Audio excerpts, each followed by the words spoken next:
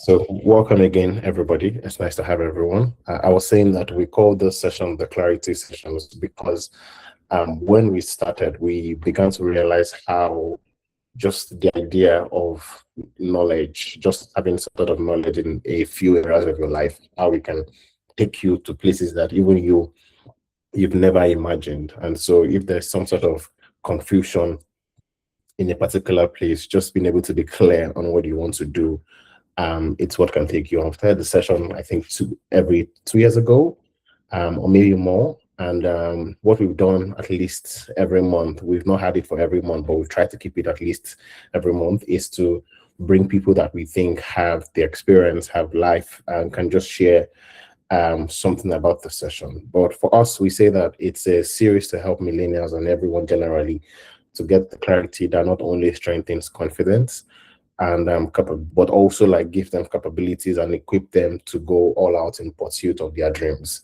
I'm a believer in the fact that once people are clear of an idea, I always use this example whenever we get to talk about these clarity sessions. I say that it's the time that you know and you agree in your mind that you want to buy a burnt red Toyota Corolla 2021, that you begin to see a burnt red Toyota Corolla 2021 everywhere. It's not because the Toyota Corolla was never on the road. It's down that your mind is settled on something. And because of that, your eyes are opened and you have the capability to say, oh, this dream that I have is possible. And so these sessions are very important. We say that when you have the clarity of intention, the universe conspires to make it happen. And the example I gave is what that looks like. When you have an understanding of this is what I want to achieve, everything comes together to make it happen. For today, we're going to talk about something that I think is very important. We have Ruka on the call, who is going to run us through what it means to optimize your career with the touch method. He's been sharing some context to this conversation on LinkedIn about how you can grow in career, how you can move from one place to another. And I believe that this topic is very important in terms of what we do, just basically helping people to take ownership of their career journey. And so it's understanding what's the current career stage that I am in and are there any growth opportunities. I was speaking to someone yesterday and she said, one of the things that you need to do in terms of plotting your career graph is if you can find the highest level, at least mentally, of someone in your career that you can speak to and ask them, what is this like for me to get to where you are from where I am? And also we're going to apply the touch framework and just position yourself strategically for visibility and advancement. Also, is to build momentum through consistent and intentional actions and to make career moves that compound over time, not quick wins. Everyone wants to do a 6 months in one place, and I'm not saying you should stay in places that are not good, but basically it's plotting a journey that sort of captures everything that you want to do. At the end of the day, you want to build a life that sort of outlives you. You want to build something that sort of speaks more to your future self than now. And it's very important that we have this conversation. And so we have no other than Rukawe Toka. I'm just going to read some bits of his profile. But Rukawe Toka is a high impact growth and marketing leader with 13 years experience across SaaS, fintech, payments, and CPG, building reputable growth engines that drive acquisition, retention, and revenue across B2B, B2C, B2BC companies, including startups. His work blends sharp positioning, world-class execution, and rigorous measurement to shift perception, change behavior, and ultimately drive or deliver commercial results.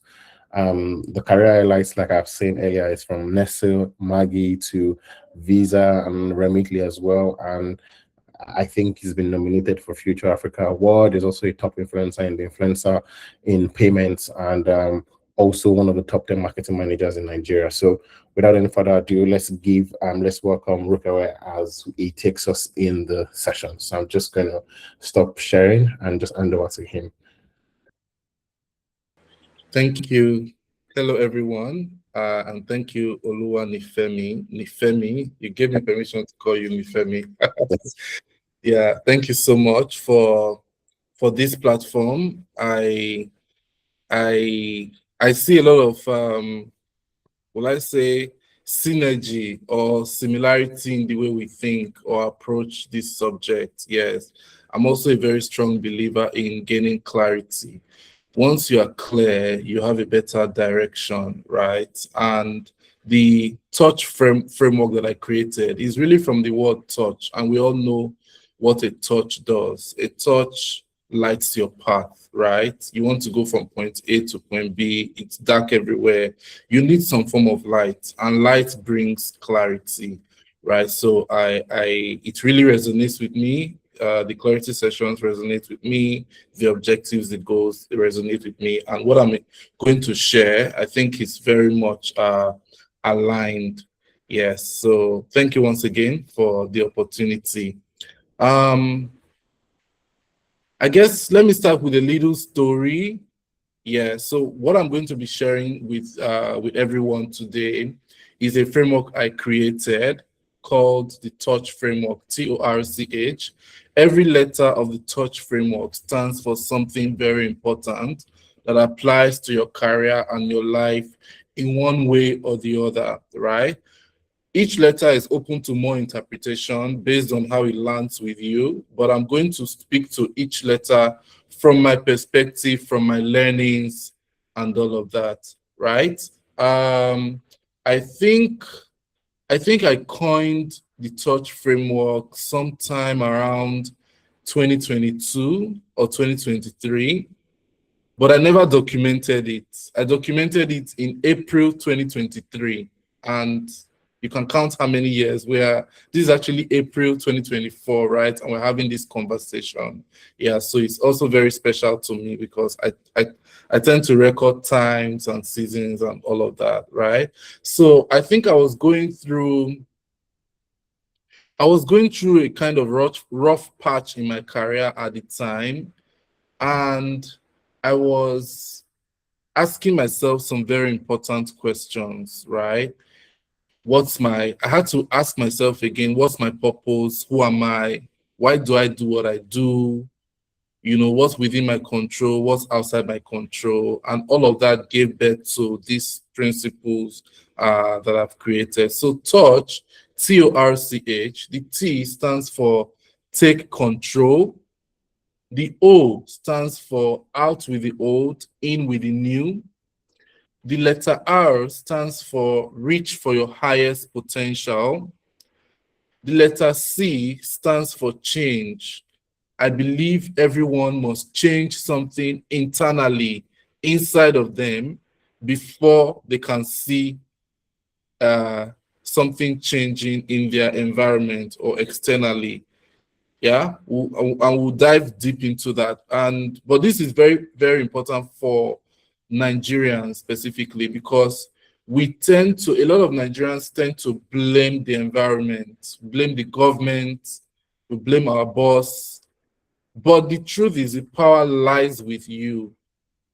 Something needs to change inside you before you will see something change in your environment. It's not the other way around, right? And then, of course, the third is really, really rooted in my faith. And I'm not afraid to talk about my faith. I'm a Christian. The fifth letter, rather, letter H, stands for hope, faith, and love. I found that in my career journey, I've not been able to detach my faith from my career. My faith is a big part of my career, so I also preach that message to others. So let me dive deep into each of the letters. So feel free to take notes. I think we can have questions at the end, so you can pen down your questions. Yes, so we can discuss your questions at the end as well. Sorry I didn't come with any slides, but I won't move too fast. I came with some speaking notes, so I'll be following this outline that I've just given you. So let's dive deeper into the first letter, letter T. And this stands for take control. Taking control means taking responsibility for your life and your outcomes. It's very important. A lot of people don't take ownership of what happens to them.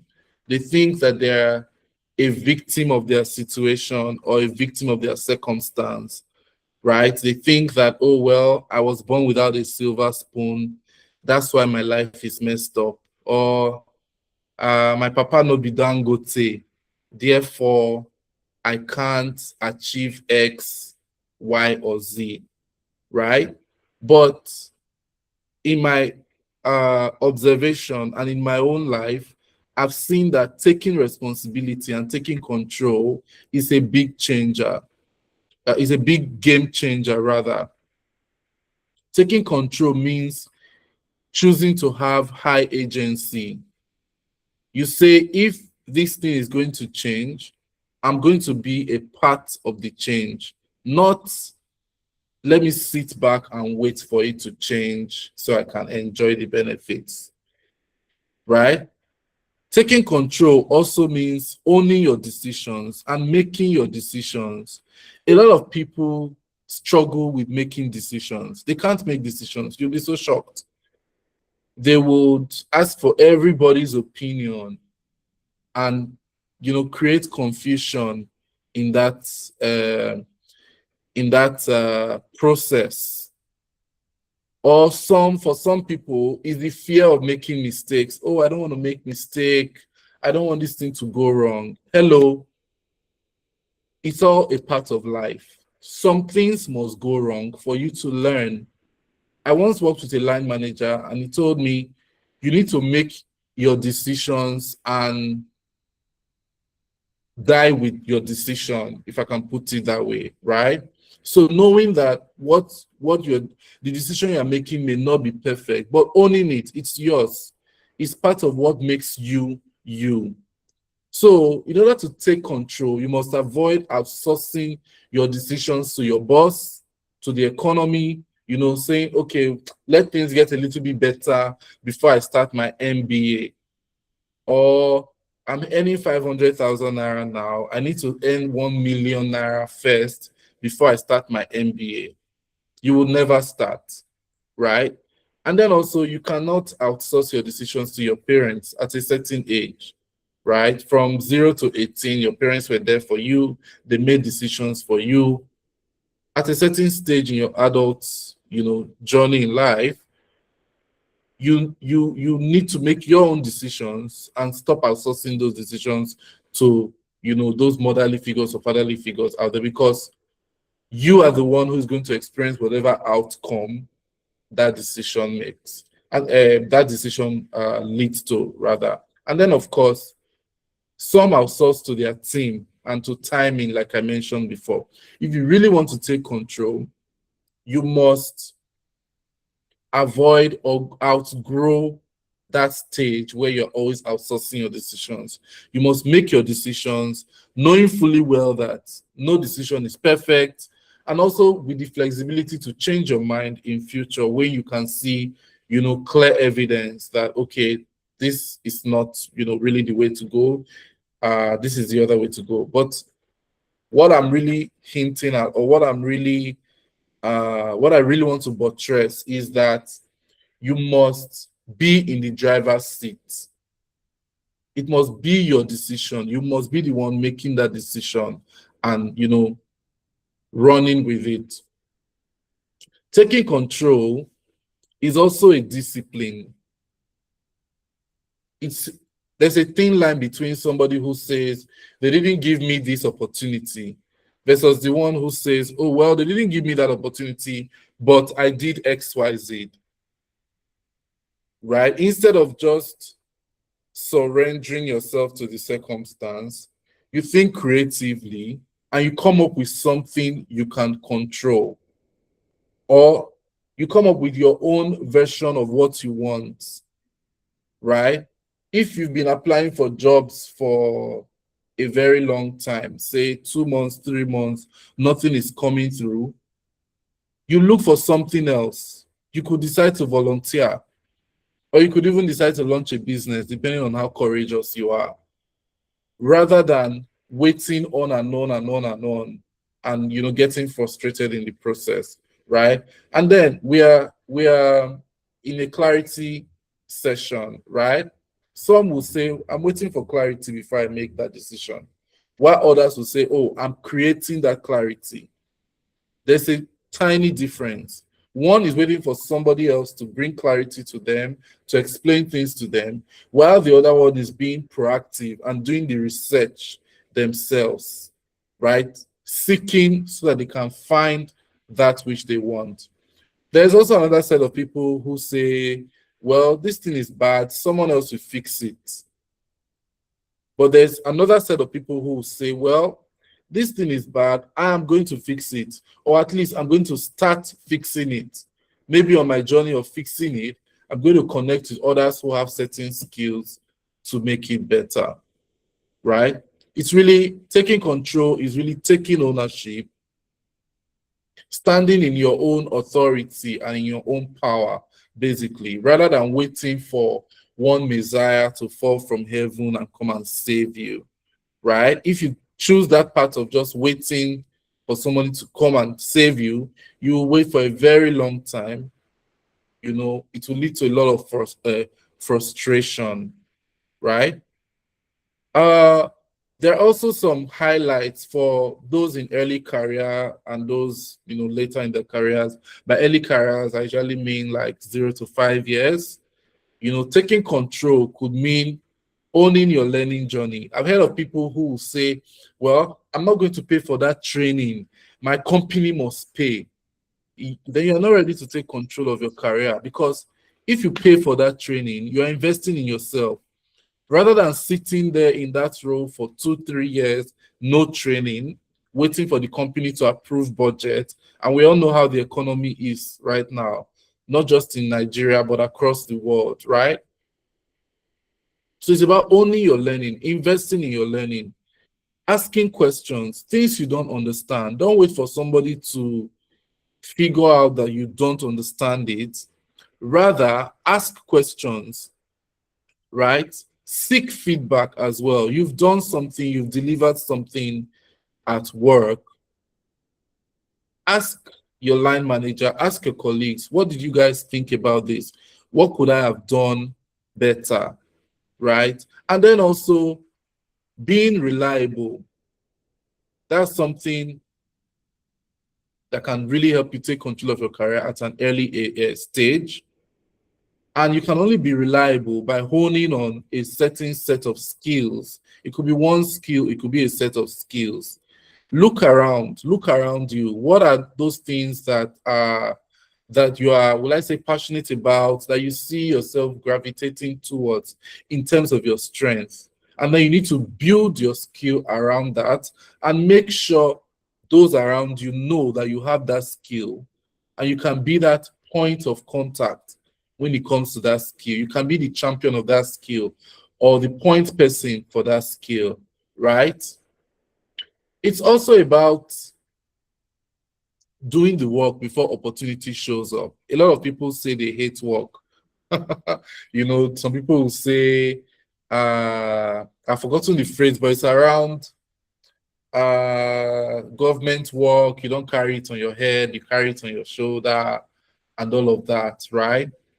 And that's the way some people approach their work. But you forget that this same work is supposed to pay your bills. It's supposed to, you know, you say you want to grow, but how are you going to grow if you do not put in energy into that work? You're seeing something going bad in your workplace and you're not stepping up. You're waiting for somebody to pick you. If you really want to take control of your career, you will stop waiting to be picked and you will raise your hand for opportunity. You will literally create work before it even shows up, right? And that's how one good way to really level up, take control, and grow. For a more senior person, 5 years, 10 years and above, taking control means setting the direction, right? Making the hard calls. As you grow in your career, as you advance, there are times you'll have to make hard decisions. You shouldn't be that leader who is too nice. You know, there's something, once upon a time when I was in secondary school, myself and some of my colleagues were appointed as prefects, right? I was appointed as the library prefect. And during the orientation, one of our music teachers, she asked us a question. She said, how many of you have watched the movie Sound of Music? And we're all like, oh, yes, we've watched Sound of Music. And she said, what was Maria's #1 leadership principle in that movie? And none of us could remember. But she told us, and ever since she mentioned that thing, it has always stuck with me. She said, on Maria's way to Captain Von Trapp's house, if you watch the movie again, you would actually notice this. She said, or she either said it in words or she sang it in the song she was singing on the way. Yeah, if you watch the movie. She said she will be firm but kind. Being firm but kind is very different from being nice. Sometimes nice people, in the short term, a nice person may be lovable, likable and all of that. But in the long term, the nice person is actually destroying you. But a firm but kind person, a firm but kind leader will make the hard calls. You'll be ruthless with your priorities. There are always 110 things to do. But as a leader, you have to take control and say, which of these things will drive the most impact in the short term and in the long term? And how can we prioritize that? It's also about taking account, being accountable, especially when the outcomes are bad. We all love the spotlight. We all want to be the successful one. But trust me, there are times in your career journey when things will be messy. Would you be courageous enough to take control and say, okay, yes, this is messy, but these are the learnings that we're taking, and this is how we'll move forward and take those learnings, right? So a key underlying phrase I want to leave with you when it comes to taking control, especially as you grow into leadership, is that leaders, they don't outsource their responsibility. They absorb their responsibility and they move forward, right? Trailblazers, if you want to really be a trailblazer, you don't wait for permission to do certain things. You move first, you learn fast, and you take ownership of the results, whether they are good or bad. And this can show up in different ways. It could be in terms of your day-to-day job, or it could be in terms of your day-to-day career decisions. Trust me, the decisions you make every day, they all ladder up into the kind of career you build in the long term. I'll give you an example with myself. One of the best ways I've taken control of my career was many years ago. I was in the university. I was on track to graduate with a 2.2. I didn't understand why. I was like, this is weird. I was always like top 10 in my secondary school, always been a good student. Why is the university different? Something is wrong somewhere. Of course, we all know the story. It was the system, right? A lot of the systems in Nigerian universities have unfortunately not helped us, right? So I said, you know what, I'm going to start taking courses online. I'm going to experience the system from other parts of the world and see if this is really a me problem or if it's a different kind of problem, right? And ever since then, I made up my mind that every year I must take a professional development course. I've only missed I would say the last 2 years, if I'm not mistaken. Yeah, 2025 and 2026. I've not gone for a formal training, but all the previous years, if I sit down with you and really show you everything I've done, you will notice that trend in my career journey, right? So that's a simple everyday decision I took that really, really shaped my career. So it's also up to you. Think about what are those decisions you can take that will help you be more in control of your career direction, of, attracting the next opportunity, attracting that next promotion. Trust me, it's not rocket science, but it's all about taking stock of what you've done so far and making some good decisions, some deliberate decisions, especially in the area of learning and in the area of raising your hand and, taking on new challenges without being asked. Okay, so let me move to the next letter of the touch framework, which is the letter O. And O stands for out with the old and in with the new. For me, this is really about letting go of past glory and at the same time being innovative, right? If you hold on too much to your past successes, it has a way of blinding you. You know, your ego will be pumped, you'll be feeling big and all of that. You think you have arrived, right? And whenever you think you have arrived, you stop learning. And when you stop learning, you stop growing, right? So out with the old is all about abandoning old ways that are no longer effective. Sometimes you really have to detach yourself from the situation and really ask yourself the critical questions, right? It's this kind of conversation of letting go of the past, letting go of old ways. You can't have this conversation if you cannot like discipline yourself. If you're the kind of person who always wants to be, you know, who is more, I'm looking for a right way to say it. If you always want to be happy, quote unquote, or have fun, or be in an enjoyment mood, if you don't hold yourself accountable, if you don't question yourself before others question you, this will be very, very difficult for you.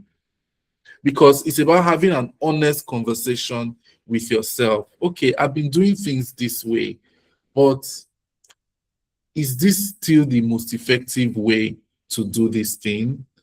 Is there a new way to do this thing?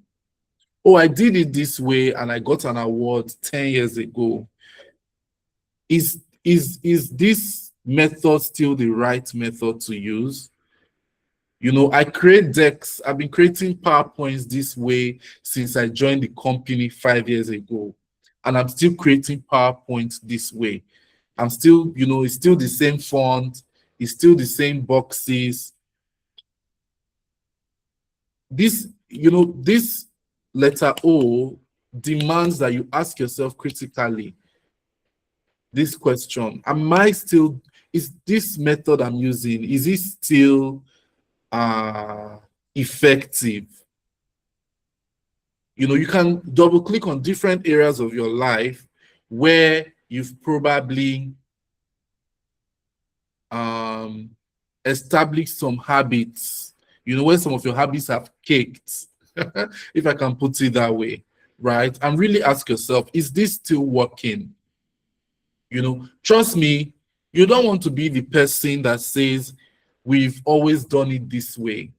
Whenever I hear people say we've always done it this way, it gives me like a red flag in my mind that, oh, I'm encountering somebody who is not open to innovation.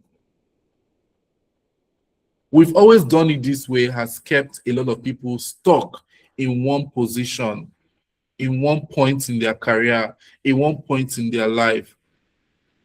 Even in the government, you know, in some of the big institutions that are supposed to be driving change, because they've been doing the same thing the same way, you quickly notice that they're no longer driving impact, right? I have a past line manager who told me something very profound. He said, it's only a mad person that does something over and over the same way and expects a different result, right?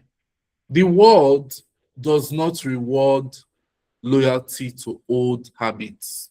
The world rewards your adaptability. And adaptability is all about changing. It's all about innovation. Thankfully, humans are designed, God designed humans to be very, very adaptable. So you want to ask yourself, am I really stretching my ability to be adaptable, or am I always choosing my comfort zone? If you're always choosing your comfort zone, it might feel comfortable, it might feel pleasurable, but trust me, it is killing your growth, right? You also do not want to be that person that says, oh, this thing you want to do, that's not how we do things here. You don't want to be that person. You don't want to be that person that says, okay, this thing worked before. Why should we change it? Why not? Maybe it's yielding 10x results, but when you change it, it's going to yield 100x results. Who knows? There are some who say, oh, let's stick to the status quo. You know, you don't want to be that person. Why? Because growth will never come from your comfort zone. Growth will never come from protecting that thing you're comfortable with. Growth will come when you move beyond your comfort zone to your challenge zone,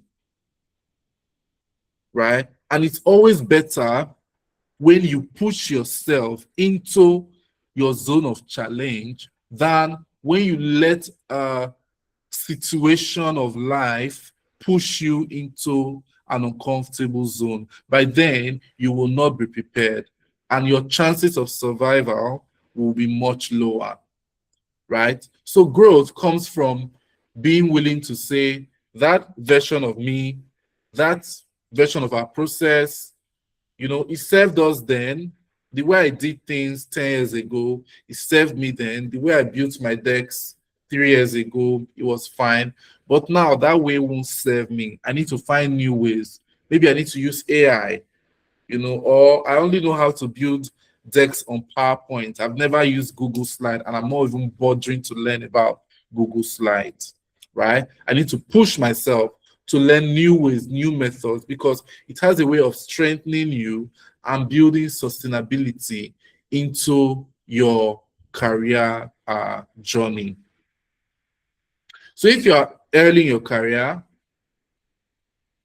having the ability to let go of the past and being open to innovation is a superpower, because it helps you to not get attached to one method or one tool or one identity. Rather, it keeps you curious, it keeps you coachable, right? The mindset that is out with the old and in with the new is actually a continuous learning mindset, right? And think of your brain or the way you work like the operating system of a computer. There's a reason why Apple will always send you updates to the iOS, right? There's a reason why Google will always update. Even your Facebook, Instagram, WhatsApp, there is a reason why they're always updating, because there's always an area of improvement. There's always something to work on. And if we open our minds, we'll find those opportunities, right?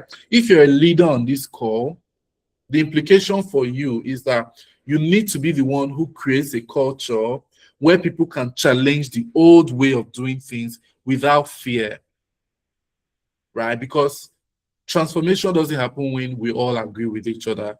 It happens when there is some healthy level of disagreement, and when we have the courage to evolve how we've been doing things. Okay, so that's really out with the old, in with the new. I'll move on to the next letter of the touch framework. So far we've covered T, letter T, and the letter O. And if I can recap, letter T stands for take control, right? Be in the driver's seat. And letter O stands for out with the old, in with the new. That is letting go of your past glory, not letting it puff up your ego, right? Letting it go, and then having a continuous learning mindset and being open to innovation. The letter R stands for reach for your highest potential. And I'm sure Nifemi can see some good synergy between this letter and the objective of the clarity session, right? The goal. I know there was a slide you shared earlier. Yeah.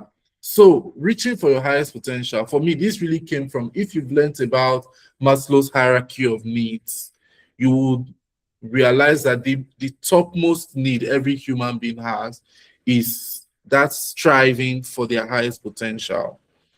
Trust me, a lot of things will happen to you in life that will make you want to, give up or abandon, that's your big dream, that's your North Star dream. But you're already built. Abandoning your North Star dream and your big dream is like denying your humanity, basically. For me, it's like killing yourself. It's like committing suicide, because what else are you living for? If not to fulfill your highest potential and really be that person who fulfills purpose and makes an impact in the world, right? You don't need to be a Bill Gates or a Mark Zuckerberg. Impact is relative, but what matters is, as far as you can see that vision in your heart, you must continue striving to achieve it, right?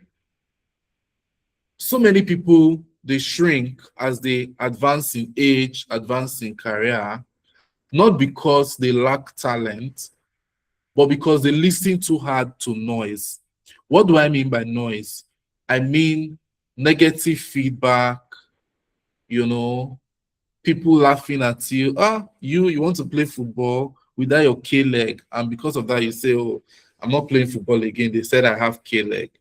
Hello, you're going to keep hearing noise from the day you are born to the day you say goodbye. So why let that noise define you in any way, right? There is also this idea of internal locus of control and external locus of control. Each of us needs to find a fine balance between the two.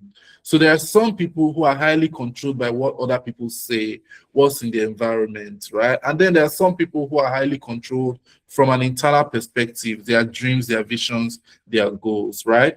As a career professional, you must find your own balance that works for you. But trust me, you do not want to be shaped too much by what people say, right? By negative feedback, or that fear of, oh, I want to do something, but I'm worried. What will people say? What will people say? Forget about what people will say. It's about you. It's your career. It's your life, right? People will say what they want to say and quickly forget about you in the next 1 or 2 minutes, because there'll be something else to focus on. We've seen it happen over and over again, right?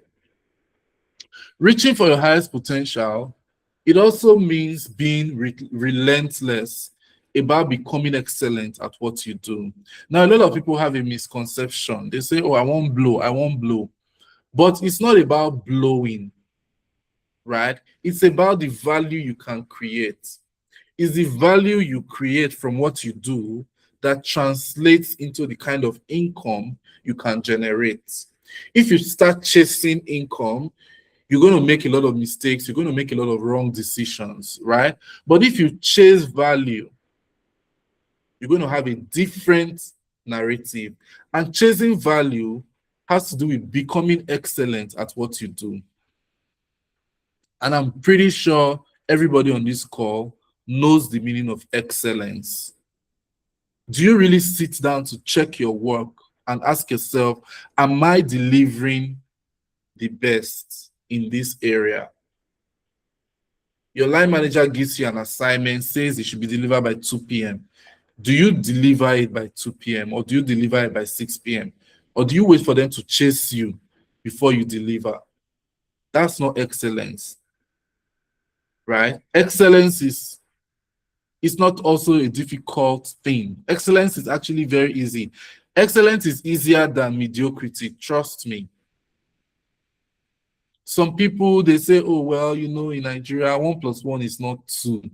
Therefore, they will not be excellent. You're doing yourself, you're not doing anybody if you decide to take that path, right? Trust me, excellence still pays. People say, a good girl, not they pay. Excellence pays. Don't believe that lie, right? I started my career in 2012 as a university student.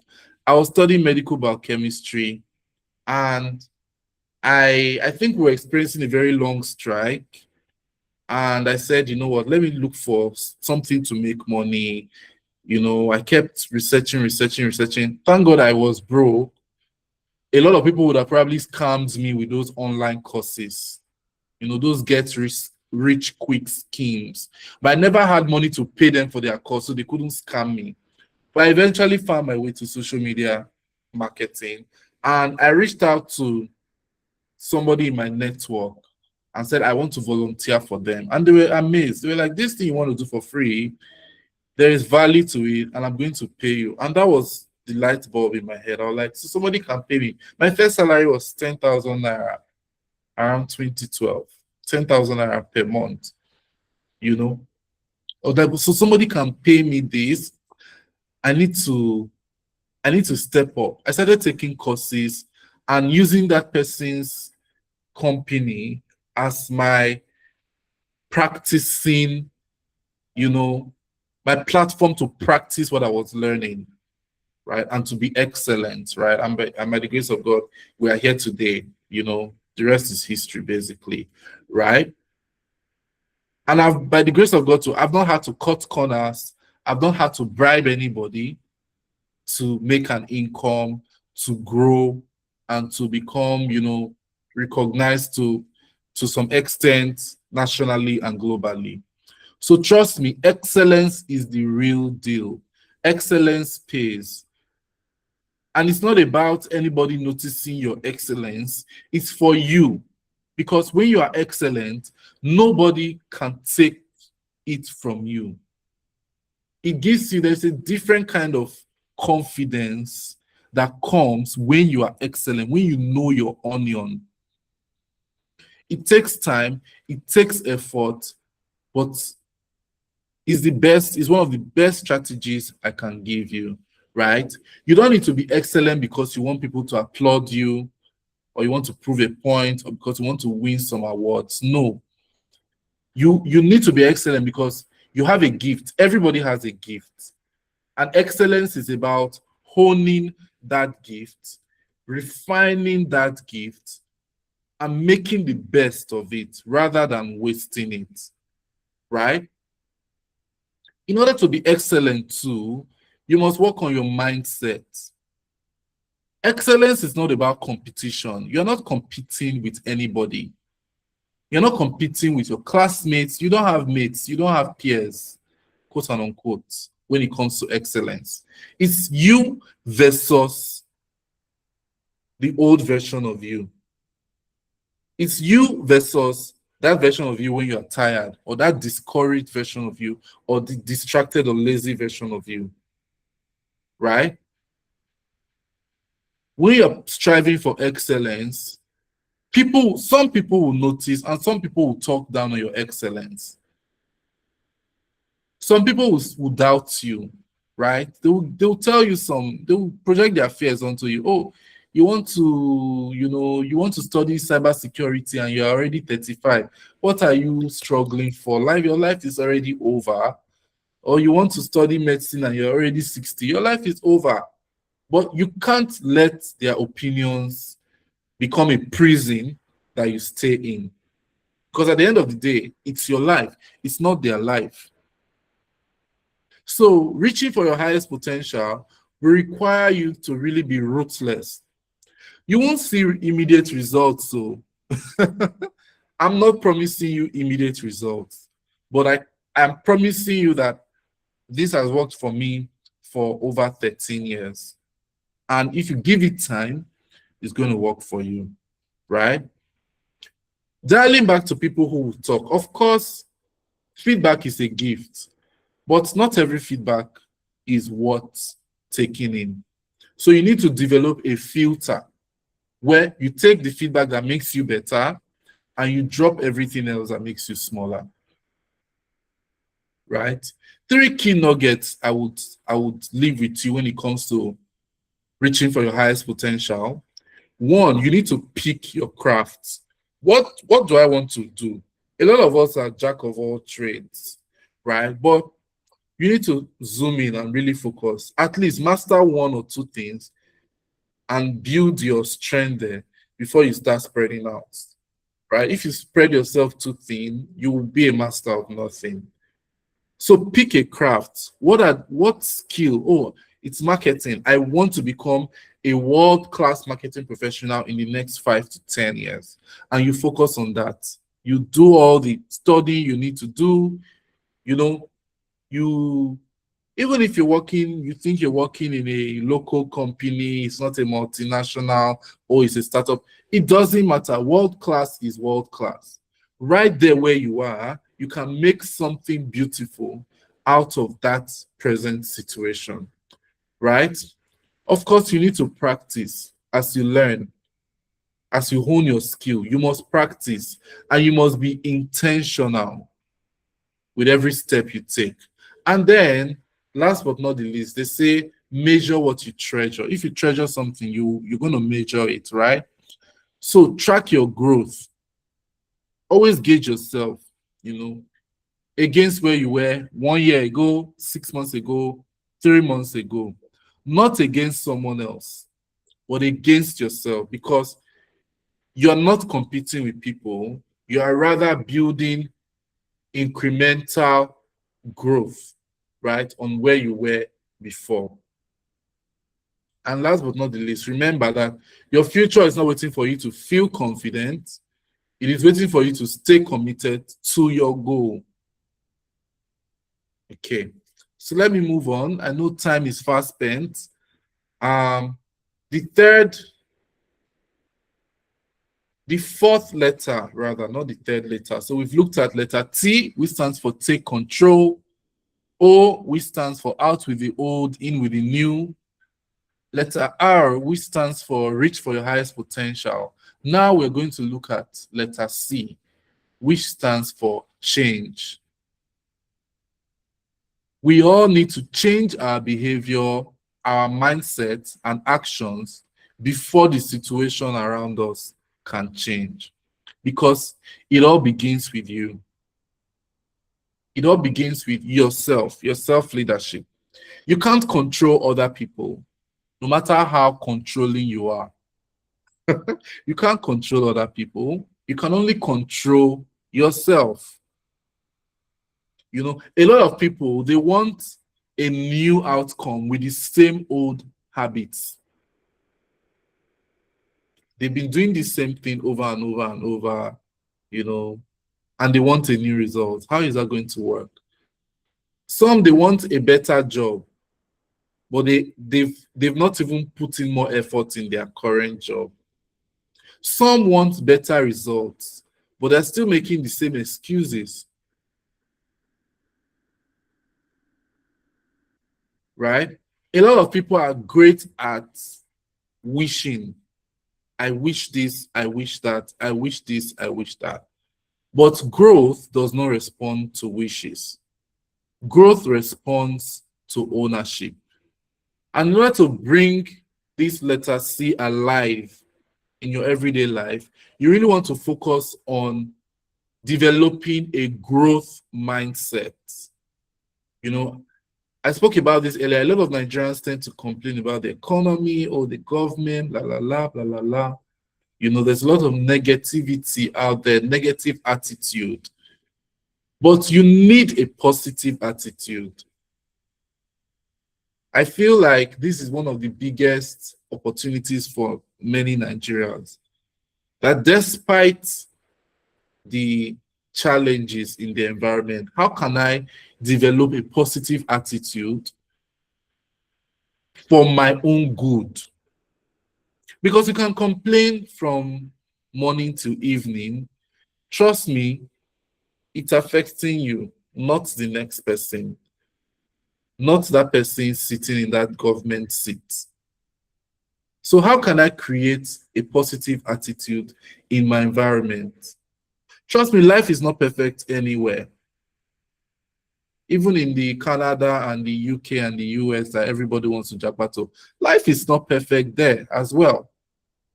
So having that mindset that, oh, well, where I am now is shitty, I can't survive, I need to go somewhere else. Trust me, when you get somewhere else and when you find out the obstacles there, you will also give up again and start running to another place, right? Your attitude can either be your biggest advantage or your biggest obstacle. And if I can bring this to life, having a good attitude looks something like, okay, yes, this situation is hard, things are messy, but what can I learn from this? What is it teaching me?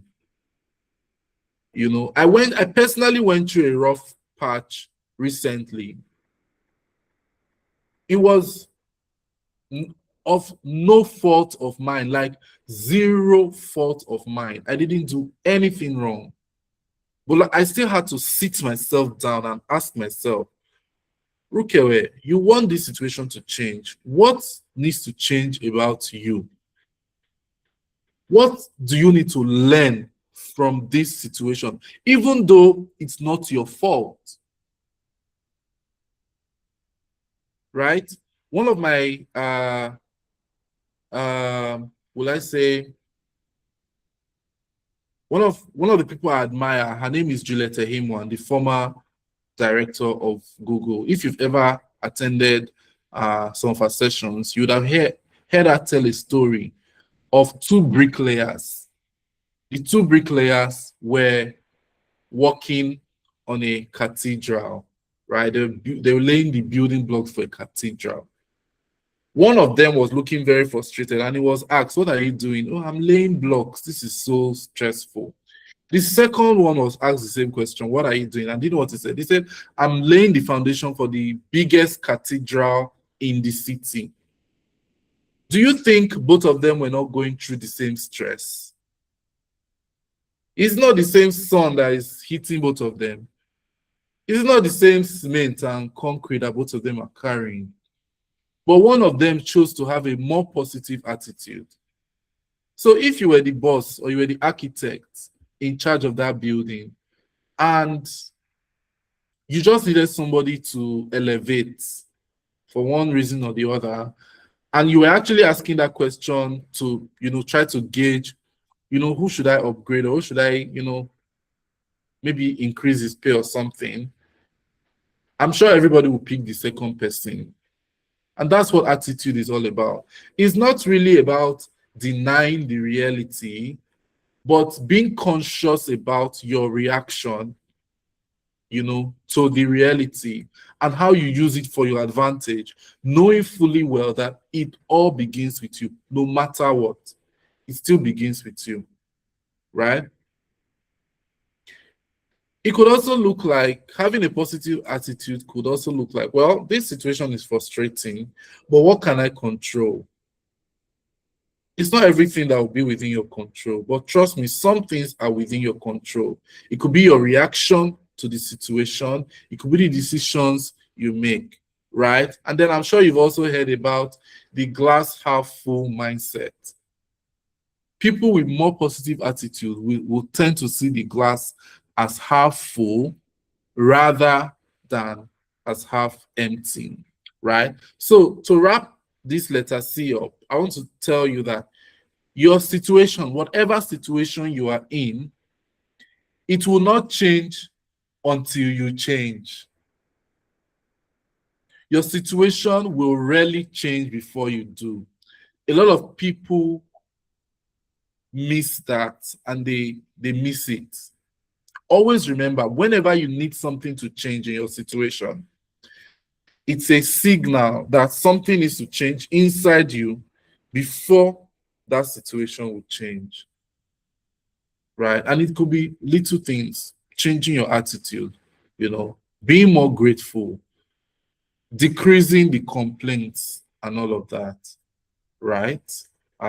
Those will go a long way in helping you build the kind of career you want, build the kind of life that you want.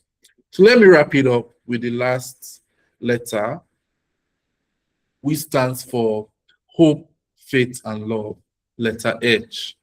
And for me, like I mentioned before, this is deeply rooted in my Christian faith. Hope is not wishful thinking. It's having confidence in God. It's spiritual confidence. It's believing that God is still working for you, even when you can't see the full picture yet. For me, faith is also about choosing to trust over living in fear, right? As much as you work hard, as much as I work hard and all of that, I should also trust God's timing. Sometimes you may be fully prepared for a certain promotion. You may think that you're fully prepared for a certain promotion, a certain opportunity, but the timing might not just be right.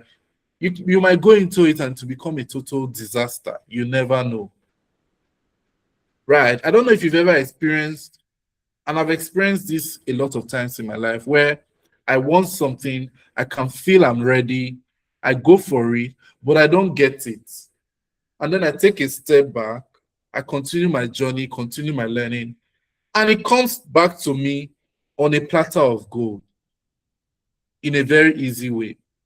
Or I later hear that, oh, whoever got that opportunity, something happened that signals to me that, oh, if you had gotten it then, it would have been a total disaster. So for me, that's, it all boils down to trusting God's timing, trusting his process, and still showing up with excellence, even when the outcome is not guaranteed. Because your excellence is not for anybody else, it's for you to own, right? And then last but not the least, for me, love is the foundation of everything. Not a performative kind of love, not a fake kind of love, but the real kind. Keeping your heart clean while you climb. Now, this is a problem for many people. They dabble into, different negative things as they try to climb the corporate ladder or climb the career ladder, right? But you want to be that person that keeps your heart clean while you climb. You want to be that person that treats people with dignity. A lot of Nigerians, once they touch power, omo, it's wahala. They want to command everybody. They want everybody to bow for them. Right? But you want to be that person that continues to treat people with dignity. And last but not the least, you want to be that person whose ambition does not turn into pride. Okay? So I'll leave you with this. When you face a rejection in life, don't panic, because rejections will always come. Right? Some people may look at my career journey and all the fancy companies and all of that and think, oh, he's had it smooth. But if I show you how many rejection email, you won't believe it though. Right? So whatever rejection you've gotten, trust me, is all part of the journey. I like to say that, think of rejections like a staircase, right? You need to keep climbing it to go up. So one rejection comes, you climb it, you elevate. Another one comes like that. And that yes that is meant for you, it would also come, right? So when you face rejection, I recommend that you pray, you reset, you keep moving, you keep your hope alive. When you are uncertain about something, don't use that as an excuse to freeze and not take any action. No, still take a step. If that step is the wrong step, you will quickly learn and you will course correct, right?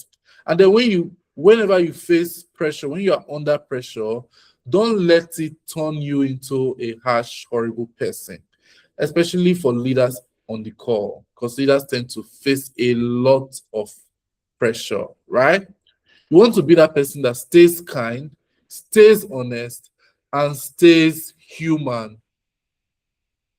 Yes, don't trade your humanity for money, for salary.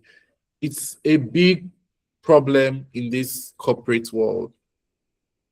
A lot of the drama that goes on is because somebody wants to make extra money, or somebody is afraid that, oh, I don't want to lose my job, therefore I'm going to step on toes to remain relevant. You don't want to be that person, because trust me, it's not sustainable. So that's it. That's the touch framework. I hope this has been helpful. I'll pause for questions and do my best to answer as much as I can. Thank you very much. Thank you so much. It's been very, very, very enlightening. Particularly how you're able to break it down across both people that are starting up careers and people that are in more senior roles as well. So I'll leave the floor open for anyone that has questions. If you have questions, you can either put it in the chat box or you can unmute your mic to ask the questions, and we'll hand over the questions to Rokere to please answer. So anyone that has any questions, anything you'd like to understand, or anything you need some clarity on, anybody?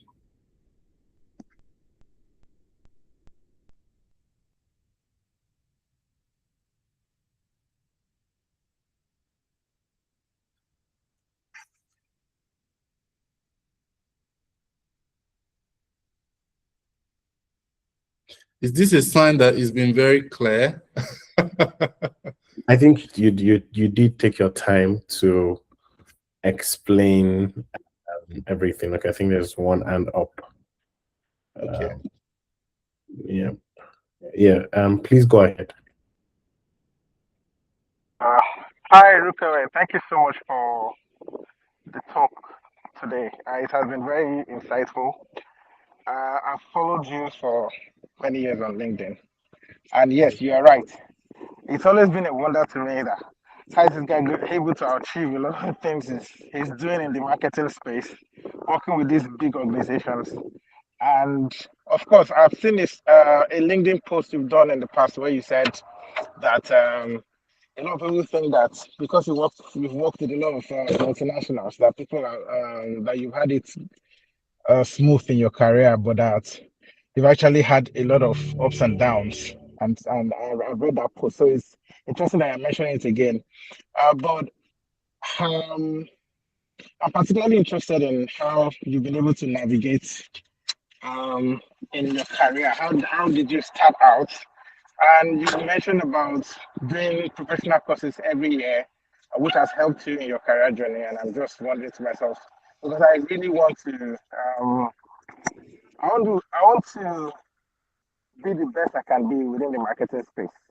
I'm currently a digital marketing professional, and I want to transition. I want to go beyond just digital marketing into the wider marketing space. And I don't know if you have any advice for someone like me who's still, in one aspect of marketing and wants to go broader or wants to go higher, and then probably share maybe a bit of how I could, what I could do, what courses or what steps did you take that aided your career from when you first got your job to how you were able to navigate all the, how you were able to grow and become and get to the point that you are right now.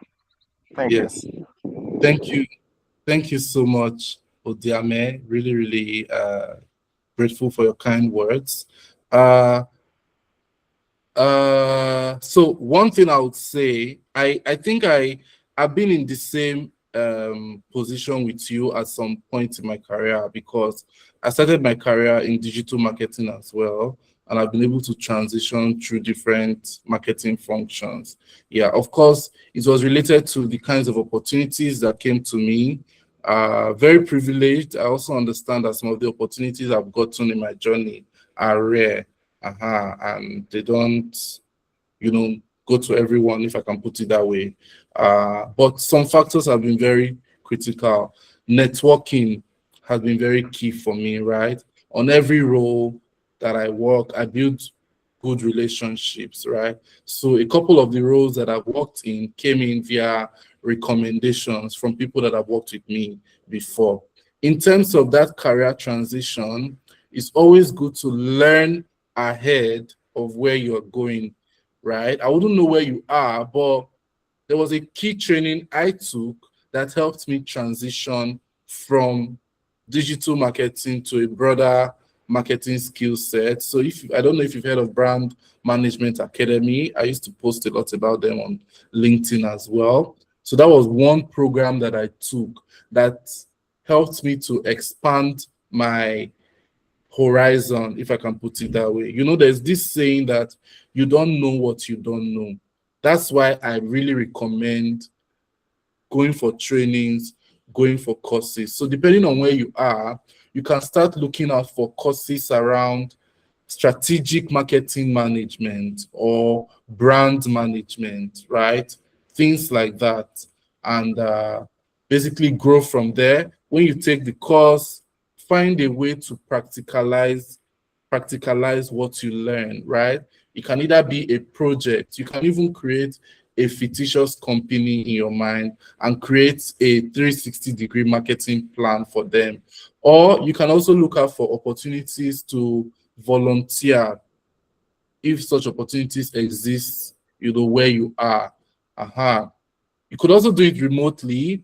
Sometimes you could identify startup founders who do not have enough money to hire a large team, right? And, you know, volunteer some of your skill sets to them and use that avenue to grow, right? And then last but not the least, if you're a Christian, you definitely want to pray about it, right? So that you can start seeing, there was something Ifebi mentioned earlier, you know, when you focus on something, always something is on your mind. I think you talked about a car, a Toyota Camry. If you want to buy a Toyota Camry, you'll start seeing Toyota Camrys everywhere, right? So it's the same thing for you. Now that you have that in mind, you need to sharpen your view so that you can see those opportunities when they come. And then, of course, I believe we're connected on LinkedIn. You can always reach out to take the conversation further, and you know, if any more practical guidance or advice is needed, I'm very happy to support. Yeah, thank you. Does that help? Again, Yes, okay. that helps so much. Thank you, Rukore. I'll reach out to you on LinkedIn. Thank you so much. Thank you. Yeah. Thank you. Abubakar, you can speak, please. Okay, thank you everyone. Hello. Are you hearing me? Yes, Yes. wait, yeah, thank you. Okay. Thank you. Thank you very much for this master class. I really learned. I don't have a question, just to thank you for this opportunity. This thing, I think this master class came at the good moment because I was in need of something like this to hear. I am at a certain point of my career where I needed to hear something like that so that I can get more clarity uh, about my decisions and also about my choices. Thank you very much. And uh, uh, yes, let's keep in touch. Thank you. Thank you. Thank you so much. I really appreciate your feedback. Thank you. Thank you, thank you so much, Abubakar. Thank you. I don't know if anyone has any question before we close this up. Okay. Thank you so much, Ruko. I don't think there are any questions again, but I was just going to say that I think a lot of the things that you said, I echo with them, because even like these sessions that we have, is the way we have the slides when there are 50 people, it's the same way we have the slides when it's one person. We've done it with one person, we've done it with 20, 50 people. And for me, what I believe is that it does a lot for you than other people. I no longer think of numbers again. Like it's a strange thing. Like I think of purpose more than numbers now, in the context of, yes, I want the numbers. I will do everything I can to be able to get more people into the room. But I'm like, this is what I want to do. This is what I think I'm called to do. I would do it regardless of whether people show up or not, because it helps your understanding. I always say to people that I see my life, my career, my businesses as seeds. And as typical as seeds, they would outlive you. Yes. And so I don't expect everything I do to generate a result or legacy now. I know that even in my absence, when it's time for God to call me home, those things will still survive. And that's how I think of every business. So someone is asking a question in the chat. It says, At what point in a career should one move from being multifunctional to being intentionally specialized? And how do you make that transition without losing strategic breadth? Very complex question. Thank you. Thank you so much, Peter, for the question. So trust me, different people will give you different answers to this question, right? But for me, I would say, at what point should you move? You should move at the point where you have the personal conviction that it is time to move. It should not be based on what anybody says. It should be based on you, on what you want. And let me also leave you with this. A very good friend of mine told me something. He said, if 80 to 90% of your deciding factor, you want to make a decision, and 80 to 90% of the deciding factor is money, the decision would usually be wrong. Yep. Okay, you say you're currently into corporate communications and also handling branding, marketing, and PR. Perfect. So somebody might be asking themselves, oh, well, I heard that if I shift to this, to this side of the career, if I specialize in this, I'll make 10 times my salary. And that's now the motivation, right? I'm not saying that's your case, Peter, just using that as an example. So if 80 to 90% of the deciding factor is money, trust me, the decision will be a wrong decision, right? So let's take out money. It should be about personal conviction. You should also gauge your own strengths and weaknesses. Do a personal SWOT analysis. Where I am versus where I want to go. What are the pros and cons, right? And then, what's my North Star, right? That's my highest potential in this, my career. Maybe for you, because you're in marketing, let's say, oh, I want to become a chief marketing officer one day or 10 years from now. And you've mapped things out and you've seen that to become a chief marketing officer, when you view the profile of other chief marketing officers, they are more specialized. So therefore, that's a strategic decision you're making because you've seen a trend in your industry. Now, that is not to say you cannot be the first multifunctional CMO, because there's also a room for differentiation. At some point, what is selling today might become old school, right? It might become stale. And then what you have that you thought is not of value, you want to change it, you now get to that finish line and you find out that, oh, they didn't take you, they took someone who didn't take the decision you took. So it can happen, right? But I would say you can make that change when you have the personal conviction, you've analyzed and you're confident that this is the right fit for you, this is the best fit for you, right? How do you make that transition without losing strategic breadth? You are making a trade-off. The strategic breadth that will stay with you when you move from being multifunctional to being specialized is the strategic breadth you had at the point of making the decision. If you change to being specialized, you can only remain strategic maybe by staying in a community of other multifunctional people, so you know what they are discussing, but it will not still be the same with staying multifunctional. I don't know if that makes sense, right? So you're making a trade-off, so be ready to make that trade-off. You can't eat your cake and have it in this scenario. So that's where I'll leave it. Yeah. Thank you. Thank you, Peter. Thank you. I just want to add, because I think I can relate to that question.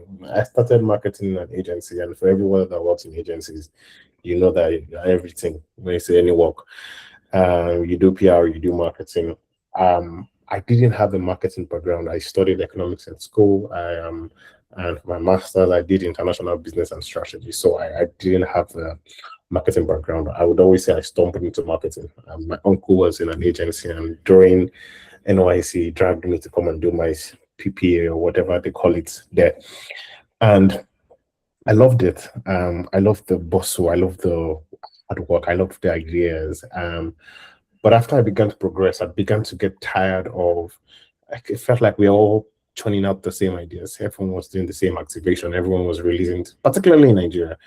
Because I then got the chance to walk around, like, it's a bit different here, but everyone was doing the same billboards. There was nothing creative. And for a while, I stopped marketing. I'm like, nah, I'm not good. And then I got the opportunity to, with what I currently do, work in marketing technology, which is data and marketing. And I literally left the entire broad thing to focus on this now. Like Rukawe had said, it's not paying as that one, that when I was broadly, but like it's more fulfilling. I could draw a path of saying that this is what I want to do. Yes, have I lost all the strategic breadth of understanding what is happening? But truly and truly, I don't care, because I was already done with that phase nonetheless. So me now having FOMO of something that I wasn't care, just a pain to my life. But now I now fully enjoy the breadth of looking at data, understanding how regression analytics works for marketing and decision making, understanding how CLV works, understanding how CPM, how do you manage digital data and link it to ShareOV and SOM. It's a weird space, but it's like it's a different type of breadth. And then you kind of have to know that there would be trade-offs. I don't have a full glorious story to tell you that, oh my God, I'm earning $1 million. Not yet. But I know that in the next couple of years, I didn't make decisions solely based off money. I could have easily stayed in the part in the world whereby there was more money, you do a campaign, all of this. But I made decisions based on, and so we have to be comfortable with understanding that something has to give. And you kind of have to ask yourself, am I willing to live that life? Am I willing to take that sacrifice? Am I willing to do that? Am I willing to give up this? And I always say this, like, I feel like marketing people like to copy each other. Because I see Rukawe's career now, for example, I envy that. I'm like, oh my God, I want to become head of marketing for Visa. I want to become head of marketing for, but really, really, the path is not linear for everybody in that way. Yeah. Rukawe has a direct path. I can be head of marketing for a Nifemi and Co startup, and I'm absolutely doing amazing there. It doesn't mean that the impact that I'm making at Nifemi and Co startup and the impact Rookaway is making at Visa, you cannot benchmark them because each life is different, each path is different. And so I always say, like, I think one of the things that helped me growing up, I always said that I don't want to be a marketing director. Even before I started, I just said, I don't, it's more of meetings than actual work. And so I kind of already knew that. So I was fine with just doing the work. I was fine with just crunching the numbers. And would I lose some things by not becoming market director or pursuing the path? Obviously. Or would I gain more? Yeah. So you kind of have to think about it in that part. So, and this is me saying from coming from a broader marketing to now streamline something that is not even, it's even worse because in Nigeria, it's not something that people think about. It took me over 2 years to convince a client, a brand, what the numbers mean. You don't understand how hard it is to always go and tell you that you need to look at your numbers in marketing before you make any type of financial decision. And they're like, what do you mean? I have this great idea. I want to put it on billboard. I'm like, even with that, you kind of have to know what's the high balls for the billboard, what's the cost per view when you get there, all those type of things. Then how do you bench it back to the... Anyways, I'm geeking on data. But the point I'm making is, it's hard work. It's not going to be easy. We're still not there. People still think I'm doing nonsense. But eventually, if it's what you want, not based off what I saw Rukawe doing, and I'm like, maybe I should follow this path, you would stick to it and you'll get the result. Yes, absolutely. Thank you so much. Yeah. And let me also add, when it comes to looking at other people's career paths and all of that, trust me, especially in the world of marketing, we are all good at using our skill to build our personal brand, right? So, and it's human. We tell the positive stories, right? We don't tell you about the BS. Nobody Talks about the BS. So trust me, yeah, it's the way the world works, unfortunately and fortunately. Yeah, but it's all good. We keep pushing and we keep striving for highest potential. Yeah, be that, be that as it may. Yeah. Thank you so much. And thank you, Peter, for asking the question. And for everyone that has any further question, you can reach out to Rika on LinkedIn. I struggled to find your Instagram, by the way. I was looking for it, but I couldn't find it. But feel like you can reach out to him on LinkedIn. It's his name, and so if you just follow him, Rika is kind enough to respond to most people that send him messages in his DM, and so, but be also respectful of how you approach the message. So please, you can reach out to him on. Is there hand up? I can't see my screen because I'm presenting. Abubakar, sorry, your hands up. Do you want to say something? Yeah. I wanted just to mention that I sent a message on LinkedIn to Toka, but until now I did not get answer. So Don't worry. Okay. I'll look out for you. Okay. Thank you. Thank you. Okay. And then just Thank we have, so if you go to our website, motleyinspires.com, like I said, we have a full resource where we have sessions that we've had with multiple people. And so you can just enjoy the resource. And then we have a course as well that we've put out together. And then we created a card that helps people to just sort of prioritize their values. And so if you go to our website, you'll be able to see how you can get the card. And we also have a book. And this is more importantly for career. Because for careers, we realize that you don't necessarily write the things that you do. And so we have a brand book that kind of helps you to document your career and all of those type of things. So yeah, if you have any feedback, please, you can send an email to hello@motleyinspires.com, or you can, my name is my LinkedIn name as well, Oluwanifemi Aikomo. I typically don't put my name on these things because I like to separate the person from the brand. And so that's why you would not see me, because one day I don't expect to do this for life. Someone else will be employed to do it. And also, but thank you everybody for coming. Thank you, Rukawe. Honestly, thank you for the time.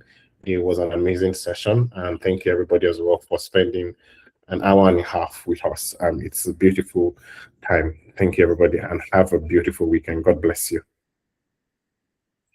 All right, Thank bye you. guys.